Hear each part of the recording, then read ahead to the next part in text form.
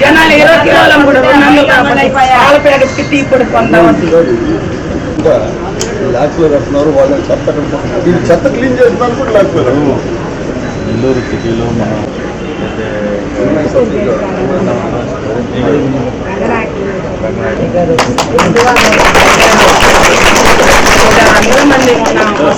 కోరుకునే చాలా చిన్న కోరిక సార్. రోడ్డు మార్కింగ్ వాళ్ళకి రూపాయి లేకుండా ఎలాంటి ఇది లేకుండా వాళ్ళు పెట్టుకొని పెద్ద పెద్ద అధికారులు రైతులు వాళ్ళకి పెట్టుబడులు పెట్టి వాళ్ళకి వేసి కూలీ మిగిలిపోతుంది వాళ్ళకి. కాబట్టి వాళ్ళకి నిజంగా మాలాంటి పేదవాళ్ళు అయితే ఎన్క్వైరీ చేసి మార్కెట్ ఎక్కడైనా కట్టించి వాళ్ళకి ఉపాధి కల్పించండి. మా గడపలు కట్టదు సార్. దేవాలయానికి వెళ్ళకపోయినా జరగద్దు, కానీ మా మార్కెట్కి వెళ్ళకపోతే మాకు జరగదు. మాకు చదువులు ఉద్యోగాలు లేవు, మా భర్తలకు ఉద్యోగాలు చదువులు లేవు. మా ఒక్క మార్కెట్ల మీదనే మా బిడ్డల్ని మేము బతకాలి సార్ మేము.